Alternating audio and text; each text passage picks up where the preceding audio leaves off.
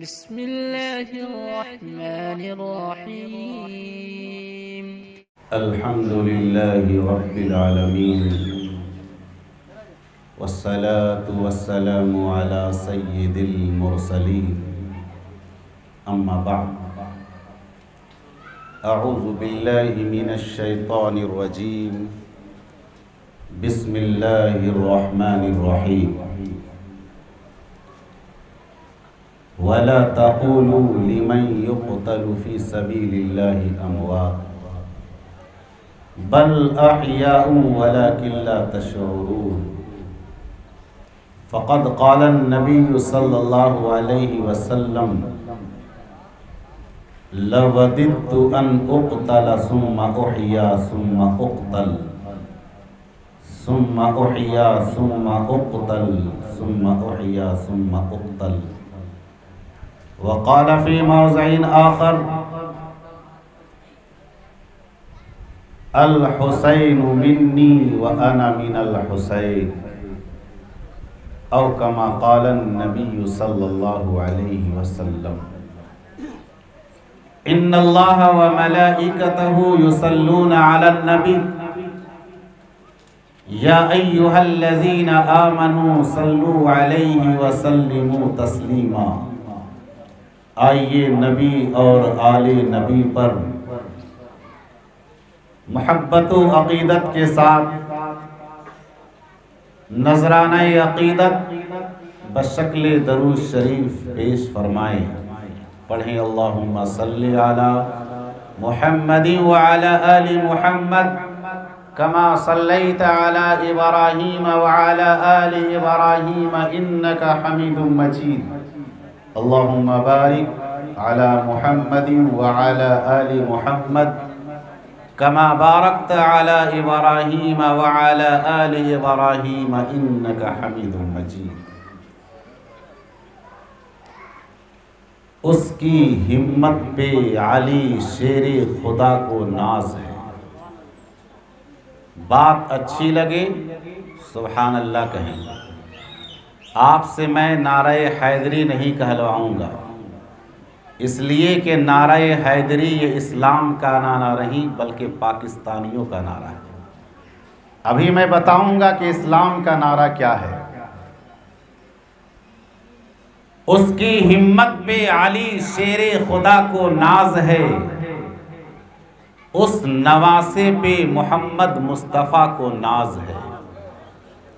اس کی ہمت پہ علی شیر خدا کو ناز ہے، اس نواسے پہ محمد مصطفیٰ کو ناز ہے. سجدے اوروں نے کیے ان کا الگ انداز ہے. سجدے اوروں نے کیے ان کا الگ انداز ہے. حسین نے وہ سجدہ کیا جس سجدے پہ خدا کو ناز ہے. نہ نازی کی ضرورت ہے نہ نیازی کی ضرورت ہے، خوب نیاز ہوا ہے اور نماز گول. ابھی میں بتاؤں گا کہ نیاز ضروری ہے یا نماز ضروری ہے. نہ نازی کی ضرورت ہے نہ نیازی کی ضرورت ہے، نہ نازی کی ضرورت ہے نہ نیازی کی ضرورت ہے. زمانہ جنگ میں مردان غازی کی ضرورت ہے. صدا آتی ہے اب بھی کربلا کے ذرے ذرے سے، ندا آتی ہے اب بھی کربلا کے ذرے ذرے سے. حسین ابن علی جیسے نمازی کی ضرورت ہے. سب سے پہلے میں نعرے کی بات کروں. اسلام کے اندر صرف ایک نعرہ ہے اور اس نعرے کا نام کیا ہے؟ نعرہ تکبیر. میں ایک شعر پڑھوں گا، آپ اس پر نعرہ لگائیں گے. کفر کو کافور کر دو دین کی تنویر سے، کفر کو کافور کر دو دین کی تنویر سے، اور ظلم کو ذبح کر دو اسلام کی شمشیر سے. کفر کو کافور کر دو دین کی تنویر سے، کفر کو کافور کر دو دین کی تنویر سے، اور ظلم کو ذبح کر دو اسلام کی شمشیر سے، اور دے دو آزادی جہاں کو بندش زنجیر سے، اور دے دو آزادی جہاں کو بندش زنجیر سے، اور چیر دو گیتی کا سینہ نعرہ تکبیر سے۔ نعرہ تکبیر، نعرہ تکبیر، تکبیر، نعرہ تکبیر، نعرہ تکبیر۔ حضرت مولانا غلام مصطفیٰ صاحب۔ جاگ گئے آپ لوگ؟ نہیں جاگے؟ جاگ گئے۔ جاگے رہیے گا، اور اس وقت تک جاگے رہنا ہے جب تک فجر کی نماز جماعت سے آپ پڑھ نہ لیں۔ پتہ چلا کہ ہم لوگ کو مسجد بھیج دیجئے گا اور صبح آپ لوگ 8 بجے چائے کی دکان پہ آئیے گا، ایسا نہیں کیجئے گا، یہ ظلم ہے ہم لوگوں پر۔ میں زیادہ لمبی گفتگو نہیں کروں گا، اس لیے ہمارے مہمان بیٹھے ہیں، بس صرف آپ لوگوں کا مزاج اور موڈ بنا رہا ہوں۔ جمعہ کی خطاب میں آپ نے مکمل شہادت کربلا اور شہادت حسین شہید کربلا پر تفصیلی گفتگو سماعت فرما لی۔ آئیے میں حضرت حسین رضی اللہ تعالی عنہ اور حضرت فاطمہ زہرا رضی اللہ تعالی عنہا کی شان پر کچھ باتیں عرض کر دوں۔ نبی اکرم صلی اللہ علیہ وسلم کی پیاری چچی جان حضرت ام فضل رضی اللہ تعالی عنہا نے آ کر کے ایک موقع پر آقا سے فرمایا کہ اے میرے پیارے محمد بھتیجے محمد، میں نے خواب دیکھا ہے، میں نے ایک خواب دیکھا ہے۔ اور وہ خواب کیا ہے؟ میں نے یہ خواب دیکھا ہے کہ حضرت فاطمہ رضی اللہ تعالی عنہا کے جسم مبارک سے کٹا ہوا ٹکڑا آپ کی گود مبارک میں دیکھا ہے۔ آقا نے فرمایا کہ اے میری چچی جان، رأیت خیرہ، آپ نے اچھا خواب دیکھا ہے، آپ نے اچھا خواب دیکھا ہے۔ اس وقت پیارے آقا نے فرمایا کہ میری چچی جان، آپ کے خواب کی تعبیر یہ ہے کہ میری بیٹی فاطمہ کے گھر میں لڑکا پیدا ہوگا۔ آج ہمارے معاشرے کا کیا حال ہے؟ لڑکا پیدا ہو سویرے لڈو پاؤ، لڑکی پیدا ہو مہینوں نہ جان پاؤ۔ ایسا ہوتا ہے کہ نہیں؟ لڑکا پیدا ہو سویرے لڈو پاؤ، لڑکی پیدا ہو مہینوں نہ جان پاؤ۔ آقا نے فرمایا کہ اے میری چچی جان، آپ کو پتا ہونا چاہیے آپ نے جو خواب دیکھا ہے، اس خواب کی تعبیر یہ ہے کہ میری بیٹی فاطمہ کے گھر میں لڑکا پیدا ہوگا۔ اور چند دن گزرنے نہ پائے تھے کہ نبی اکرم علیہ السلام کو پتا چلا کہ بیٹی فاطمہ کے گھر میں لڑکا پیدا ہوا ہے۔ آقا تشریف لاتے ہیں، کپڑے میں لپیٹ کر کے حضرت ام فضل رضی اللہ تعالی عنہا آقا کی گود میں دے دیتے ہیں اور فرماتے ہیں کہ او میرے پیارے آقا، یہ ہے آپ کی بیٹی فاطمہ کے خواب کی تعبیر، یہ ہے خواب کی تعبیر جو میں نے خواب دیکھا تھا۔ آقا نے فرمایا اس کا نام کیا رکھا جائے؟ ایک بات میں بتاؤں کہ آقا حسن اور حسین سے پہلے یہ نام کبھی کسی نے نہیں رکھا تھا۔ اس نام کو اللہ تبارک و تعالیٰ نے سنبھال کر کے رکھا تھا۔ اپنے نواسے حسین کو اس نام کے لیے منتخب کر لیا تھا۔ آقا نے فرمایا کہ میرے اس بیٹے کا نام ہوگا حسین۔ آپ حسین لکھیں یا حسین لکھیں، آپ اردو میں حسین لکھیں یا حسین لکھیں، اگر آپ حسین لکھیں گے اسے حسین بھی پڑھ سکتے ہیں، آپ حسین لکھیں گے آپ اسے حسین بھی پڑھ سکتے ہیں۔ کتنا پیارا نام۔ اب کیا ہوا؟ بچے کی پیدائش ہو گئی۔ آقا دو عالم علیہ السلام نے داہنے کان میں اذان، بائیں کان میں تکبیر دی۔ اور گھٹی دیا کھجور کو لعاب بنا کر کے آقا نے اپنے نواسے حسین کے منہ میں ڈال دیا۔ داہنے کان میں اذان کے کلمات، بائیں کان میں تکبیر۔ اب آپ اندازہ لگا سکتے ہیں سب سے پہلے جو آواز آقا حسین کے کانوں سے ٹکرائی ہے وہ صدائے نبوت ٹکرائی ہے، اذان کی آواز ٹکرائی ہے۔ تو جس حسین کے کان میں دونوں جہاں کے سردار کی آواز ٹکرا جائے اور اذان کے کلمات کی آواز ٹکرا جائے تو کیا اس حسین کی نماز قضا ہو سکتی ہے؟ نہیں ہو سکتی ہے، نہیں ہو سکتی ہے۔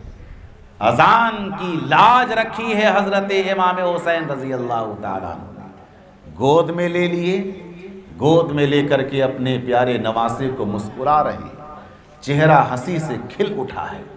اتنے میں نبی پاک علیہ السلام کے آنکھوں میں آنسو آ گئے، آنکھوں میں آنسو چھلکنے لگے۔ اس وقت پیاری بیٹی فاطمہ نے فرمایا، اس وقت حضرت ام فضل نے فرمایا کہ او میرے پیارے آقا یہ کیا ہو رہا ہے؟ آپ کی آنکھوں سے آنسو کیسے نکل رہے ہیں؟ اس وقت آقا نے فرمایا کہ میں اپنے نواسے حسین کی پیدائش پر خوشی منا رہا ہوں، لیکن ساتھ ساتھ میری نگاہوں کے سامنے میدان کربلا کا نقشہ سامنے آ گیا، میدان کربلا کا نقشہ سامنے آ گیا۔ لوگ میرے نواسے حسین کو شہید کر دیں گے، لوگ میرے نواسے حسین کو شہید کر دیں گے۔ وہ حسین کہ جس کی پاک دامنی کی تعریف ہمارے آقا نے کی، وہ حسین کہ جس حسین سے ہمارے آقا نے محبت کی، وہ حسین کہ جس کے ہاں میں اسلام کا حسن ہے، وہ حسین کے جس کے سین میں اسلام کی سلامتی ہے، وہ حسین کے جس کے یام اسلام کی یاری ہے، وہ حسین کے جس کے نور میں نظام مصطفیٰ کے نور کا جلوہ ہے۔ آقا منبر رسالت پہ بیٹھے، خطبہ دینا شروع کیا اور لوگوں سے کہا کہ اے لوگوں میری مانو، میں اللہ کا رسول ہوں۔ عتبہ نے کہا کہ میں نہیں مانتا، شیبہ نے کہا کہ میں نہیں مانتا، ابو جہل نے کہا کہ میں نہیں مانتا۔ اس وقت جب سارے لوگوں نے انکار کیا، آقا نے فرمایا کہ میرے پروردگار یہاں تو کوئی مانتا ہی نہیں ہے۔ آقا نے فرمایا کہ اے میرے رب مجھے تو کوئی مانتا ہی نہیں ہے۔ آقا نے جب یہ بات کہی تو رب کائنات نے فرمایا عتبہ نہیں مانتا نہ مانے، شیبہ نہ مانتا نہ مانے، ابو جہل ابو لہب نہیں مانتا نہ مانے، اے محمد تو مجھے مان میں تجھے مانوں گا۔ سبحان اللہ۔ اے محمد تو مجھے مان میں تجھے مانوں گا، تو مجھے خبیر کہہ دے میں تجھے بشیر کہہ دوں، تو مجھے لا الہ الا اللہ کہہ دے میں تجھے محمد الرسول اللہ کہہ دوں، تو مجھے لا الہ الا اللہ کہہ دے میں تجھے محمد الرسول اللہ کہہ دوں۔ اب اسی مجمع میں اسقط پادری تھا، اس نے کہا کہ اے میرے پیارے آقا میں نہیں مانتا آپ کو آخری رسول، اگر آپ رسول برحق ہیں تو آپ اپنے بچے کو لے کر کے آئیں، میں بھی اپنے بچے کو لے کر کے آتا ہوں۔ اسقط پادری نے اعلان کیا کہ آپ اپنے بچے کو لے کر کے آئیں، میں اپنے بچے کو لے کر کے آتا ہوں۔ دونوں چل جاتے ہیں پہاڑ پر اور پہاڑ پہ جا کر کے کود جاتے ہیں۔ جو بچ جائے گا اس کا دین حق ہے اور جو مر جائے گا اس کا دین باطل ہے۔ اسقط پادری نے چیلنج کیا آقا سے اور کہا کہ آپ بھی اپنے بچے کو لے کر کے آئے اور میں بھی اپنے بچے کو لے کر کے آتا ہوں، اور چلو دونوں کود جاتے ہیں۔ جو بچ جائے گا اس کا دین حق ہے اور جو مر جائے گا اس کا دین باطل ہے۔ اب پیارے آقا سیدھے اپنی بیٹی فاطمہ کے گھر آتے ہیں اور آواز لگاتے ہیں این الحسن، کہاں ہے حسن؟ نانا جان حاضر ہوں۔ این الحسین، کہاں ہے حسین؟ نانا جان حاضر ہوں۔ این علی ابن ابی طالب، کہاں ہے علی ابن طالب؟ ابا حضور حاضر ہوں۔ سب کو لیا اور لینے کے بعد اپنی مزمل والی چادر میں چھپایا اور چھپا کر کے میدان میں آ گئے، اور میدان میں آنے کے بعد پہاڑ پہ چڑھ گئے، اور پہاڑ پہ چڑھنے کے بعد فرمایا کہ اسقط پادری آ جاؤ، محمد مصطفیٰ اپنے خاندان سمیت اہل بیت سمیت آ چکا ہے میدان کے اندر۔ اسقط پادری نیچے تھا، اس نے دیکھا حضرت امام حسین رضی اللہ تعالی عنہ کے چہرے کو، اپنے مریدوں سے کہنے لگا، اپنے حلق ارادت سے کہنے لگا کہ محمد مصطفیٰ کے بائیں جانب جو بچہ کھڑا ہے اس بچے کا نام کیا ہے؟ اس بچے کا نام کیا ہے؟ ان کے مریدوں نے کہا کہ اس بچے کا نام ہے حسین، اس بچے کا نام ہے حسین۔ اس وقت اسقط پادری نے کہا کہ میں توریت کا ورق دیکھ رہا ہوں اور اس بچے کا چہرہ دیکھ رہا ہوں۔ کیا شان تھی حضرت امام حسین کی۔ اسقط پادری نے کیا کہا کہ میں توریت کا ورق دیکھ رہا ہوں اور اس بچے کا چہرہ دیکھ رہا ہوں۔ اس توریت کے اندر لکھا ہوا ہے کہ اگر میرے اس محمد مصطفیٰ نے بد دعا کر دی اور اس بچے نے آمین کہہ دی تو ہم سب کا بیڑا غرق ہو جائے گا۔ چنانچہ حضرت امام حسین رضی اللہ تعالی عنہ کے چہرے کو دیکھ کر کے اسقط پادری نے، ان کے ماننے والوں نے ایمان قبول کر لیا۔ یہ ہے حضرت امام حسین، جو کہاں جاتے ہیں؟ میدان کربلا جاتے ہیں، اور کہاں سے چھوڑ کر کے جاتے ہیں؟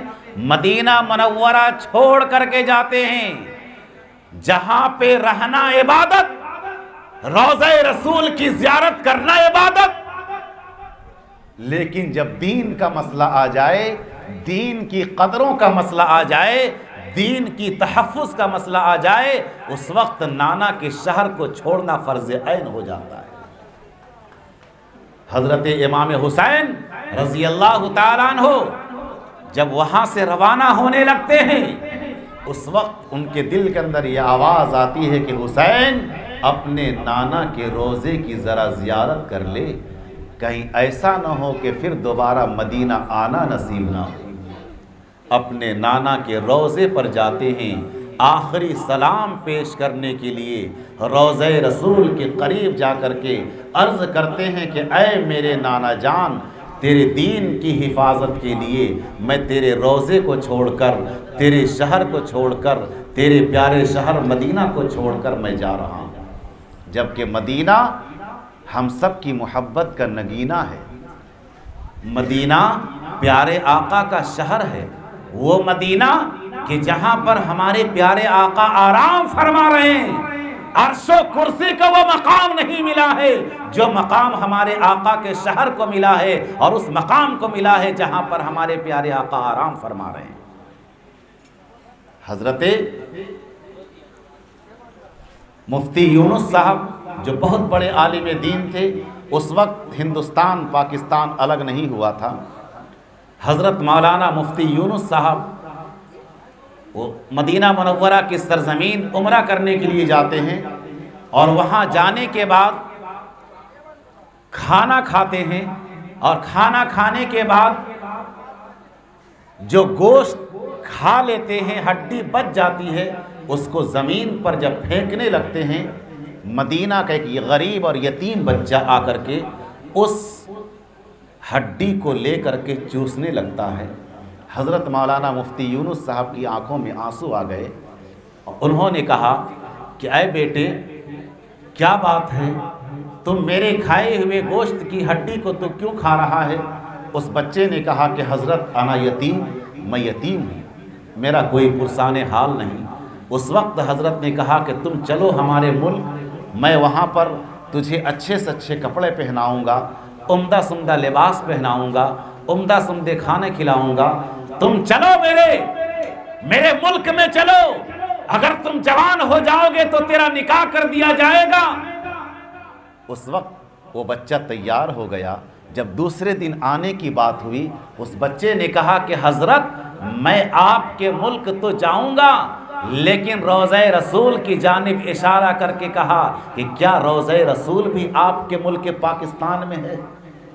کیا روضہ رسول آپ کے ملک پاکستان یا ملک ہندوستان میں ہے؟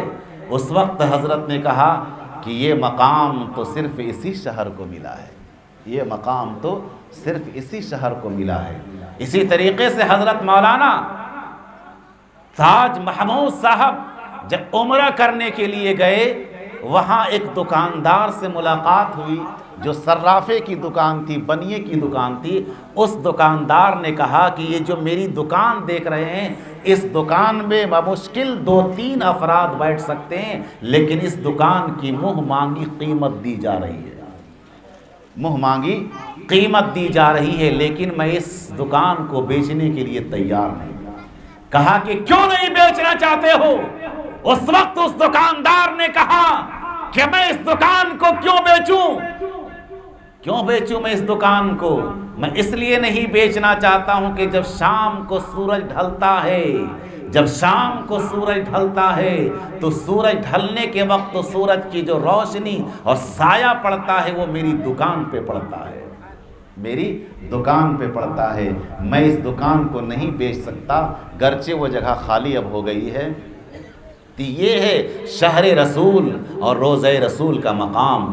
تو امام حسین رضی اللہ تعالیٰ عنہ شہر مدینہ کو چھوڑ کر میدان کربلا کو اختیار کیا ہے، اور میدان کربلا کے آنے کے بعد میدان کارزار گرم ہوتا ہے، یکے بعد دیگرے جانیں کٹتی چلی گئی، فرشتوں میں کوہرام مچ گیا کہ ہے میرے پروردگار یہ کیا ہو گیا، اے میرے پروردگار یہ کیا ہو رہا ہے؟ خاندان اہل بیت یکے بعد دیگرے کٹتے چلے جا رہے ہیں۔ اس وقت اللہ نے فرمایا کہ یہ روز ازل کا وعدہ پورا کیا جا رہا ہے، روز ازل کے اندر یہ طے ہو چکا تھا۔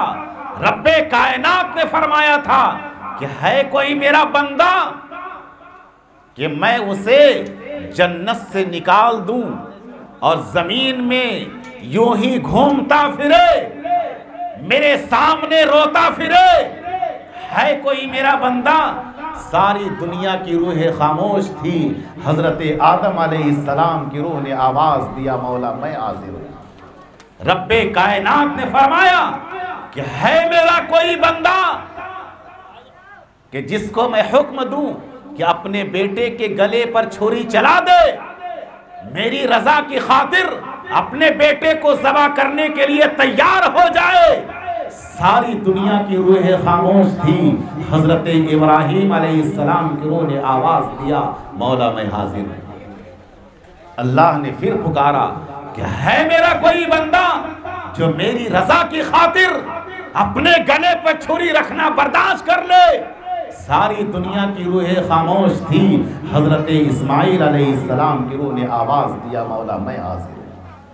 اللہ نے فرمایا کہ ہے کوئی میرا بندہ کہ جس کے جسم کو میں سڑا دوں اور جس کے جسم کے زخم سے اتنی بدبو آ جائے کہ محلے کے لوگ ان کے سامنے آنے کو تیار نہیں، 18 سال تک میں اسے بیماری میں ڈوبتا رکھوں۔ ساری دنیا کی روح خاموش تھی، حضرت ایوب علیہ السلام کی روح نے آواز دیا، مولا میں حاضر ہوں۔ پھر اللہ نے فرمایا کہ ہے میرا کوئی بندہ کہ جس کو میں دریا میں ڈال دوں اور دریا کے اندر مچھلی نگل ڈالے اور 40 دن تک دریا کے اندر مچھلی میں ڈوبتا رہے۔ ساری دنیا کی روح خاموش تھی، حضرت یونس علیہ السلام کی روح نے آواز دیا، مولا میں حاضر ہوں۔ حضرت یونس علیہ السلام نے آواز دی، مولا میں حاضر ہوں۔ پھر اللہ نے آواز دی کہ ہے میرا کوئی بندہ کہ جو دیس سے پردیس ہو، 3 دن یا 10 دن کا بھوکا پیاسا ہو، 22 سال کا قاسم مانگو تو دے دے، 18 سال کا علی اکبر مانگو تو دے دے، 6 ماہ کا علی اصغر مانگو تو دے دے۔ ساری دنیا کی روح خاموش تھی۔ اس وقت حضرت امام حسین رضی اللہ تعالی عنہ کی روح نے آواز دیا تھا، مولا میں حاضر ہوں۔ اس وقت حضرت امام حسین کی روح نے آواز دیا تھا، مولا میں حاضر ہوں، اور اسی وعدے کو پورا کرنے کے لیے امام حسین میدان کربلا میں گئے اور وہاں جا کر کے دشمن سے سودا نہیں کیا ہے، اپنے ایمان کا قرآن کا سودا نہیں کیا، شرابیوں سے کہا، دشمن سے کہا کہ سن، میری جان جا سکتی ہے لیکن میرا سر نہیں جھک سکتا ہے، جان جا سکتی ہے لیکن سر نہیں جھک سکتا ہے۔ بزرگوں دوستو، سر یہ صرف اللہ کے سامنے جھکے گا اور کسی غیر کے سامنے نہیں جھک سکتا ہے۔ امام حسین نے، خاندان اہل بیت نے کیا پیغام دیا ہے میدان کربلا کے اندر، وہ پیغام سماعت فرما لے۔ امام حسین نے، خاندان اہل بیت نے میدان کربلا کے اندر پیغام دیا کہ اے لوگو، تیری جان چلی جائے لیکن خدا کی نماز چھوٹنے نہ پائے، تیری جان چلی جائے خدا کی نماز چھوٹنے نہ پائے۔ کیا ہم یہ جلسہ کر لیے تو کیا ہم سبک دوش ہو گئے؟ کیا ہمارے ذمے سے اسلام کا حق ادا ہو گیا؟ نہیں بزرگوں دوستو، میدان کربلا کا ذرہ ذرہ یہ پکار کر کے کہتا ہے کہ اے لوگو، اگر تم حسینی ہو، اگر تم حضرت حسین سے محبت کرتے ہو تو نمازوں کی پابندی کرنی ہو، اگر تجھے حسین سے محبت ہے تو قرآن سے محبت کرنا ہوگا، قرآنی تعلیمات سے محبت کرنی ہوگی، اگر تجھے حسین سے، خاندان اہل بیت سے محبت ہے تو عورتوں کو یہ پیغام دیا گیا ہے کہ پردہ نہیں چھوڑنا ہے، پردہ نہیں چھوڑنا ہے۔ لٹ گئی جوانی، میدان کربلا کے اندر لٹ گئی جوانی، لیکن خاندان اہل بیت کی کوئی بھی مستورات، کوئی بھی خاتون خیمے سے باہر نہیں آتی ہے، پردے سے باہر نہیں آتی ہے۔ حضرت سیدہ زینب رضی اللہ تعالیٰ عنہ باہر آنے کا ارادہ کرتی ہیں، حضرت امام حسین نے آواز دیا، خبردار بان زینب، تو کس کی بیٹی ہے نہیں معلوم؟ تو فاطمہ کی بیٹی ہے، جس فاطمہ نے کہا تھا دنیا سے جاتے جاتے کہ اگر میرا انتقال دن میں ہو جائے تو میرے جنازے کو رات میں لے کے چلنا تاکہ میرے جنازے پر بھی کسی کی نظر نہ پڑ پائے۔ اسی کی بیٹی ہو بہن زینب، خبردار، پردہ نہ چھوڑنا، نماز نہ چھوڑنا، قرآن نہ چھوڑنا۔ اور آج ہم اسی کو چھوڑے بیٹھے ہیں، پردہ چھٹ گیا، قرآن چھٹ گیا اور نماز چھٹ گئی۔ کتنے لوگ نماز پڑھ رہے ہیں، ہماری مائیں بہنیں کتنا پردہ کر رہی ہیں، اس کا مشاہدہ تو پورے سال ہوتا ہی ہے، 7ویں محرم الحرام سے اچھا سے آپ نے مشاہدہ کیا ہوگا کہ کتنا پردہ ہماری بیٹیاں بہنیں کر رہی ہیں۔ یہ کہاں سے آپ کو کس نے تعلیم دی؟ یہ کس نے بتایا؟ کیا آپ اپنے لباس کو بے نقاب کر کے گھر سے باہر نکلے؟ فاتحہ کے نام پر، شیرینی کے نام پر آپ بے پردہ ہو کر کے جائیں؟ کیا آپ کو نہیں معلوم کہ جب کوئی عورت بے پردہ ہو کر کے باہر نکلتی ہے 18,000 شیطان اس کے پیچھے مسلط ہو جاتے ہیں، جبکہ ایک انسان کو برباد کرنے کے لیے ایک شیطان کافی ہے۔ بزرگوں دوستو، ہماری ماں بہنوں نے پردہ چھوڑ دیا، تو کیا کوئی اور کربلا ہوگا؟ اب کوئی کربلا، یہ کربلا کا جو واقعہ ہوا، یہ کربلا ہمارے لیے کون سا کربلا ہے؟ ہمارے لیے کون سا کربلا ہے؟ ہمارے لیے کربلا یہ ہے، غیبت چھوڑ دیا جائے، چغلی چھوڑ دی جائے، زنا چھوڑ دیا جائے، شراب چھوڑ دی جائے، قرآن سے محبت کر لی جائے، نماز کا دامن پکڑ لیا جائے، ماں باپ کو ستانا چھوڑ دیا جائے۔ یہ ہمارے لیے کربلا ہے، یہ ہمارے لیے کربلا ہے۔ اب دوبارہ کربلا کا میدان نہیں ہوگا، ہمیں اور آپ کو کربلا کے پیغام پر عمل کرنا ہے۔ جس نے کربلا کے پیغام پہ عمل کر لیا وہی حسینی ہے اور وہی حسین سے محبت کرنے والا ہے، وہی حسین سے محبت کرنے والا ہے۔ تو میں آپ حضرات سے گزارش کروں گا، خصوصاً اپنی ماں و بہنوں سے، کہ پردے کا اہتمام کریں، پردے کا اہتمام کریں۔ آپ کنیز فاطمہ ہیں، حضرت فاطمہ زہرا رضی اللہ تعالی عنہا کی کنیز ہیں۔ آقا کی محفل لگی ہوئی تھی، اسی درمیان آقا کی محفل میں بات چل پڑی کہ دنیا کی سب سے حسین عورت کون ہے۔ اگر ہم سے آپ سے کوئی سوال کرے کہ بتایا جائے کہ دنیا کی سب سے حسین عورت کون، تو ہم کیا جواب دیں گے؟ جو اچھا سے اچھا کپڑے پہنے ہوئے ہو، عمدہ سمدہ لباس، لولی کریم لگائی رہی ہو، وہ سب سے حسین عورت ہے؟ ہمارا تو یہی جواب ہوگا، لپسٹک لگائی رہی ہو وہ سب سے حسین عورت ہوگی۔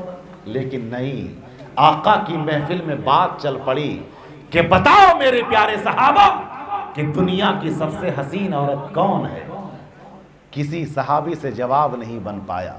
دھیرے سے حضرت علی رضی اللہ تعالیٰ عنہ اپنے گھر آئے اور آنے کے بعد کہا پیارے آقا کی محفل میں یہ بات چل پڑی ہے کہ دنیا کی سب سے حسین عورت، بہترین عورت کون ہے؟ کوئی صحابی سے جواب نہیں بن پا رہا ہے، آخر اس کا جواب کیا ہوگا؟